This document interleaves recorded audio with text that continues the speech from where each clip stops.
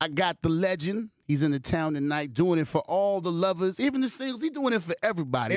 And the how long is the show? Because you could do about 4 hours if you wanted to. Man, it's crazy. Last night I was up there like 2 hours and something. It was crazy. I couldn't stop. Just going through them. I couldn't stop. I don't know what it was. And I twisted my ankle real bad. And so, but the adrenaline, I was just going.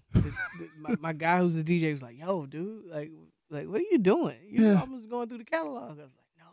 You're giving them every cent, making sure they get a show. It just felt good, man. It's a bad time right now in the world, so I'm just trying to feed them. Let's tell them who here. The one and only The Dream is in the building. Yes, make some mother and noise up in this. They hear make noise. I like that. I like that. Was good. Good right there. What's up, man? I'm glad to have you back in the Bay. Love to be here. You know that already. You know what I mean? You working on everything with everybody. What can we talk about? Man, the first thing we need to talk about is how, man, you know what? This is going to come off strange, but some cities have the best of luck sometime at certain things. Y'all got a super team. A super what? Team. Yeah. Yeah. Yeah. That's crazy. Sort of. I'm going to move here just to be a Golden State fan, just until it's done. All right. Now, we have a super team. We got all the super players, and we're doing everything that's incredible, but we just have to get over one hump. What's that? We got to beat Cleveland. Oh, no, that's oh, come on now. Don't come down with the super team and then be like, don't turn on us. No, I'm saying that's a wrap. They would have to do something. And I love, like, LeBron's my guy. Right. He fam. But I had to say what it is, man. Like, it ain't right. It's not right. I can't. I'm gonna get onto my theories and whatever. All my. But you in there. You got ticker tape parade going already, son. Last year they did the whole Believe Land thing. How they ain't won in 50 years. Mm-hmm. They had to add on to it because they won, right? Hey, man, who they beat? They beat Golden State. That's us in there. That's us with the sad face. I can't have no more of those. Y'all with the sad face. That was I ain't gonna say what it is. I got people in Cleveland, man. Shouts out to Cleveland. I mean, it was their time, and you just can't do nothing about that. Well, we going back to the big show this year, and we don't show more. Like I don't see no draft. We have to get it. I don't see any draft picks coming out that can stop it. Right. It just don't look. Man, that's really good karma right there. I don't know what you guys are doing here. It's moving. But I'm all every game is just a game. I'm really happy, man. Until we get there, I'm not trying to jinx it. I don't even like talking about it. I'm like but really. You don't have upset. to feel like that now because you won the championship like a year and a half. Now you want to talk about my Falcons and what just happened. Then that's oof. How is the temperature in Atlanta right now? The interview's over. How are you even writing songs right now after all that? I don't know. I don't know if I could believe in anything. I want to know how you was feeling fourth quarter. I knew it was coming. You knew it? I could see it coming. Because people don't respect like the land of law. Like they just don't respect it. Right. Like you have to respect what could happen. It's like when you don't supposed to go into places like, hey, yo, man, come over here. This club is jumping. Yeah. And you get that feeling like, nah, I'm just not going to go over there tonight. And then you wake up tomorrow and 2 people got shot. Yeah, that's what happened. That's what it felt like. they went to that club that they weren't supposed to go to. And that halftime show, man, took so long. It's a different game. Like, it's a different coaching that even goes into that. You think about the commercials that happen and, the timing of the game is just different when you're watching the Super Bowl. It's a much longer game. You go in there and sit down, it's 21-3, halftime. They're like, man, we chilling. But what they should have said was if we scored 21 and a half, then they probably can score 21 too. And nobody didn't tell them that. Right. What was it like riding around the city after the game? Oh, no, we ain't riding nowhere. We just went to sleep. The whole city. The whole city might still be asleep. I went to the gym like 2 days after that, man. It was nobody was there. Crickets. It was nobody in the gym. Nobody was motivated in the whole city. It wasn't even traffic.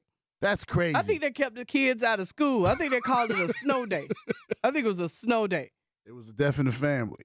Oh, it was bad. All right, we can get back to what. Back to what are we talking about? Music? Music. Okay. What you got coming on? What's coming out, man? You always got something. Every time I see you dropping projects. I got this, what I've been doing was, which is really good for me, is building this you know, I came out the generation. I was probably the last of the Mohicans that broke the way that artists traditionally break. You know, without the internet, without Twitter, Instagram. Like I was the last one that broke that way traditionally, and with the help of guys like you.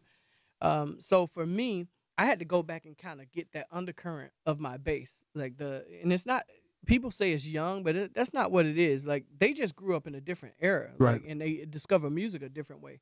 So for me, I had to go back and paint that bass without having radio involved. I did a film and a musical called Genesis that I just released on Tidal.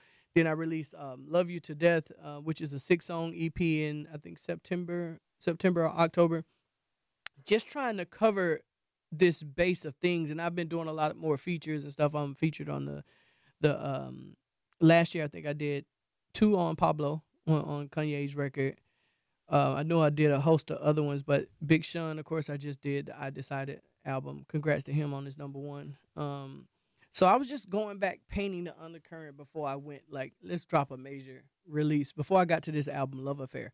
So now we're here. I got one record called Forget About Her that features Usher, and another one that's features Rick Ross called Reservations, which is really good. The album is really strong. I'm really happy about it. And, of course, I probably have maybe 2 or 3 albums in the can that I could release after that. But this is the 10th year anniversary of Love Hate. So and me and Rihanna have been talking about, you know, like, well, actually she hit me about, like, yo, you know, you have to go and tour the Love Hate album, man. You have to. Like, you know, you have to sing it from top to bottom. And I was like, that's a great idea. Well, since you're bringing it up and you're on that album, I was like, let's do a video for the record that me and her did on that album. And she was like, cool, let's do it. And so we're trying to set up the video for that, Living a Lie, which was the name of that record on that first album. And so that's what I've been doing, just kind of recalibrating and everything, and then moving over into my artistic mode of painting and writing movies and scripts and short miniseries. You know, you just like shocked my whole world right now. Like it doesn't feel like 10 years. Right. It does not feel like 10 years. You know what I mean? I remember when I also hear your songs don't go away. Your songs are always here with me. Like every day I might hear I Love Your Girl and things like that. So like when you was like 10, I'm like, nah, that comes in my mind. I'm doing the math. Like, damn. Man, it's gonna be 10. And the only thing that makes me think that it has been 10 years is the catalog of music that you created since then. Yeah. Then I can go, he just made about 50 years worth of music in 10 years. Yeah. You know what I mean? No, I'm blessed. That part, Von, is a blessing, man. Like I said, I was on stage last night for a long time. Yeah. And people most of the time have to remind me, because once I do a record, I just go ahead to the next thing. I start painting the next, portrait of whatever the time is in the industry or in life.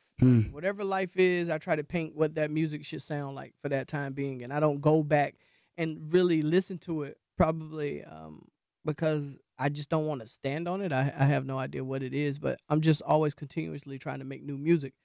So for me, last night to do like a 2.5-hour set on records, and I still didn't get through the whole thing, was just like, wow. We put up a bedroom playlist today, though, on Spotify. Word. Yeah. It's like 19 records. It's up right now. Yo, go make sure y'all follow the Dream on that one and see the playlist. That's the Valentine playlist. What's some of them essentials you got in there? I got Equestrian on there. I got Foreplay. I got Put It Down on it. Oh, man, Put It Down. Purple Kisses. I got Sweat It Out. Yo, you got so many records. Do you have a favorite of yours? He came to a meeting with me one time, and I was like, yeah, you like this one? I love this record. He was like, dog, I don't even remember you making this. Is a good record, but I don't remember me making it. I was like, that's like my favorite record. He was like, it's cool, but I don't remember this one. No, man.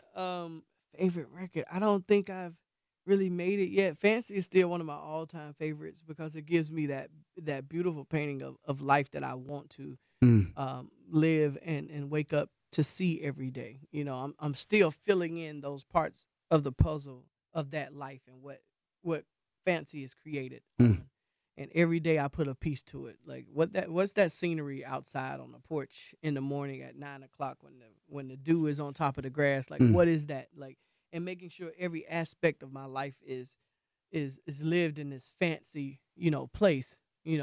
So that's one of my, because it's not just because sonically or how it's written. It's because it's inspiring. Mm. You know, Money Dance made me feel like that. The record I did with Rick Ross made me feel like, this is a place I want to be. Yeah.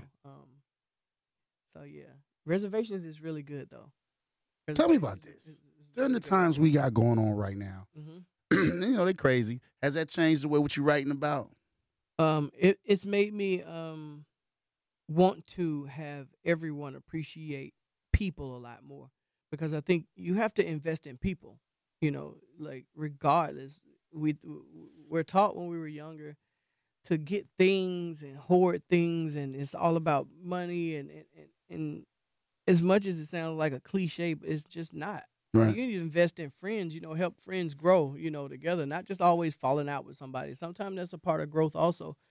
You just need to bring people closer to you, you know, when it's times like this. Everybody's so far spread out. It's like two people in one house. You don't even see your friend. Don't go by. You know, when I was younger, like, everybody just came by the house. Like, all the time. For no reason. Like, yo, we finna fry some fish. We be like, it's on a Thursday. No reason to do this, but there's definitely beer here.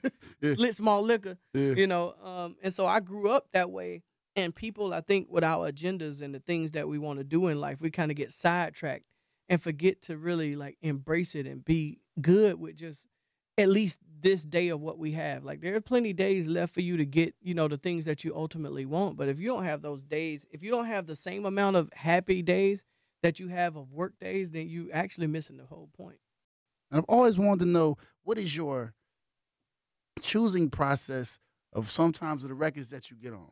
Like J Electronica, love that record. Yeah, that was Jay-Z. We were. They call you or do like or no, we were just in the studio. We were just in the studio working on, I think, B's 4 album at the time. Right. And Jay said, "Hey, I got this track," and he played it, and I just did it on the spot. I actually didn't hear it until it came out, which is the same thing that happened with No Church in a While. Yeah. In that same era, all of the lights were made the same way. Kanye stopped by the studio. I was working on beat. I think I just did Love on Top like earlier that day, and he stopped by like, "Hey, tell me what you hear to this," and then all of the lights came out of that thing. Like, it was most of those special things just come out of like just like me and you sitting here like, "Yo, plug up, listen," like and that's the only way I actually know how to make music. I see people hustle it all the time, and they got their whole little way they're gonna make a beat and do their thing, but most of the time mine never happened. Like, I'm looking at ESPN probably, like putting my kick in, and if I got a new engineer, he'll ask me like, "You want me to cut the TV off?" I'm like, "Nah, man, I want to just be in life and hear the beat that I hear in the background in my mind," you know. So yeah, these things I like when they just happen organically and natural. And then later on, he's like, it just flows through you. So when you hear the record, you be like, "Oh, damn, we did make that." Yeah, no, this is exactly what it's. You just named like 6 records where he was like, "Oh yeah, that was dope. I forgot about that." No, man, this so awesome. The Big Sean record on that album, Sunday Morning Jetpack. I was eating with Christina and Violet in New York, and we just like, "Oh, yo, come to the studio real quick. Sean got this record." No, it's just, we're thinking these apart. We don't know exactly. And it's like, all right, cool. And we just all trekked over, it was like 2 months ago, trekked over to the studio, did it real quick, and then left. Like, and that's how most of those things really happen. They occur exactly like that. That is incredible. Yeah. I wish it flew through me like that. Man. Like, it just flows through you. Not when you up at 3 or 4 in the morning, you can't sleep because it's flowing through your brain. Yeah, but every time you don't turn it off, something great comes out of it. True. And then when you get it out, it's like, "Yo, I did it." All right, cool. It becomes a mega hit. You're like, "Oh, yeah." All right, add that to the catalog. Just add it to the catalog. It's already working. You know what I mean? The dream's in the building. Yes. What else we also got to look forward to, you, man? Now, you really going to do this Love Hate Tour thing? Yeah. Is it going to be an intimate thing? You going to do you want to do a stadium? How do you envision this? You know what? Depending on, I'm working on a TV show right now. I can't say the name of it, but it is with MTV and MGM. Me and my guy Rick Ross and a good friend of mine, Lenny S.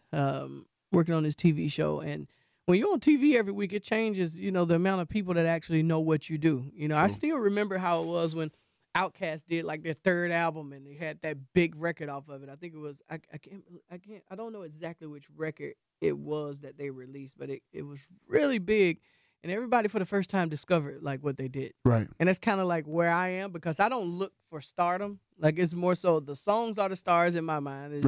That's just how I work. And I think that particular piece, though, of course, loving the show that we've done because of what it's about, is going to change, though, how many people know exactly what I do. Because a lot of people just really have no clue. They know somebody did it, but they don't know. Right. And we've never approached my career in a more star, ideal. So, it could be an arena at that particular point in November and December when that date rolls around. Like, who knows? I'd rather, of course, it be intimate, but, like, I don't want to stop what's, coming if it's done out of love and respect. If I have to fill up an arena and am happy, I'll be happy to actually do that. That'd be great. I got $1 million question for you right now. Oh, nice. This is going to be a big $1 million on the answer? Maybe. Okay. Cool. In increments. Oh, okay. Of $1 a Here month. Hey, man, it's going to take a while to get it. I'm going to get it to you, though. Okay, cool. All right. You, super producer, super writer. What song did you write that you wrote for someone? They weren't a believer. And you said, fuck it, I'm going to do it myself. And it became something. You went back and said, I told you. Rockin' That. No. Yeah. It was a song written for Jamie Foxx. No. Yeah. I was like, all right, cool. That's what's up. You right. I should do you another one.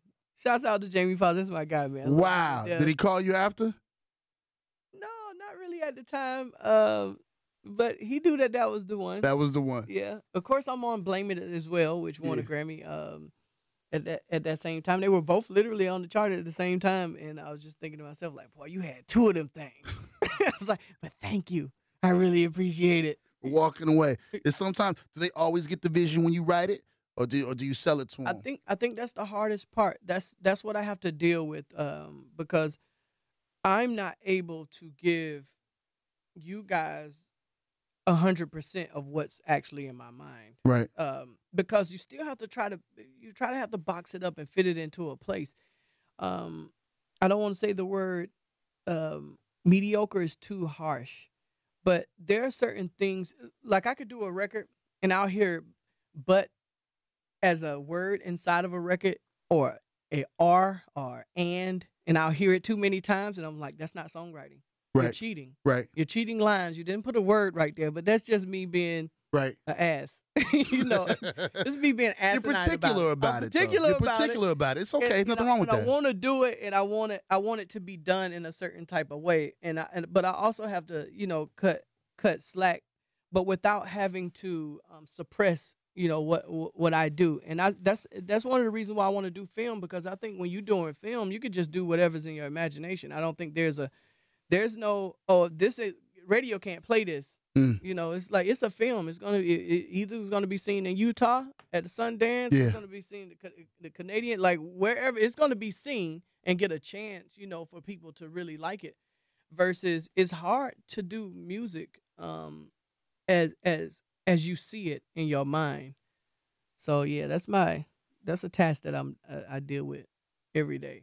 I just did. I don't know if you heard Cold Blue from the 50 Shades Darker soundtrack. I didn't hear that. They're playing in Atlanta now. I think a DJ down in LA just put it in his top 10. Just Incredible just put it in his top 10. And it was funny to me that people found that somebody found that record. Of course, when you go into the movie, it's in the first love making scene in the movie. So right. A lot of it, and people were calling saying, "Dream, is this your song in this movie?" I was like, "Yeah," and that's usually one of those songs I would give away. Like that, literally would be 1 + 1 for B. Right. A song that I would give to somebody else, and I say, I'm gonna keep this record this time, and I'm gonna sing it myself. And if it makes it in, it makes it in. If not, it was gonna be on Love Affair anyway. But they loved the record, the director and the producer, and so they kept it and they put it there. And it's one of the best records off of the soundtrack. But because it was a soundtrack, I was able to do what I do. I was able to, those instruments and just sing it and just let it go. Versus, you got to make sure it's this, right. Make sure it's that, and right. fit it into this box so, right. That it makes sure that it gets to play. And I think that's one of the benefits that as great as Michael was and as great as Prince was, they didn't have a box. Nobody told them what they couldn't do. Yeah. They just did it. Yeah. And somebody said, oh, we're going to play this, you know, and that doesn't really apply to me. Like, I don't know how great I could have been in that era where it was like, no, whatever's in your mind, go for it. Just do it. You know, maybe I would have struck out half of the time, but the other 5 would have just been without me thinking political about anything, just doing music and doing art. So, yeah, it's a heavy task. Because, like, kids nowadays, you know, their attention spans ain't that big. But starting out, going back with the first album, like a Fancy, that'll go on for, like, what? 6 minutes. Yeah. 6 minutes, 20 seconds. He was like, I'm going to go with this, and I'm going to ride. I didn't even know how long it was. Like, it was just going through it. It's like, all right, cool, now let's do a rap on the end. It's like, we didn't care. We was just doing it. But it ended up being, everybody's like, oh, cool, I love it. And today, if you did that, you know, of course, that song wasn't a single. But today, you know, if you do that, it's like, it needs to be 3 minutes, 30 seconds. It's like, how you get fancy in 3 minutes and 30 seconds? It's like, we need a movie for that. It's like, what are you talking about? Might need some episodes. That'll be a Netflix. Exactly. You know what I mean? Like, this part 1. Now that I think about it, if you do this tour celebrating the album, this is more like an opera. This is not a concert. Oh yeah, I have to do it right. This has to, this has to be like, oh yeah, we're all Lion King on. You know what I'm saying? People coming out with shit on their heads.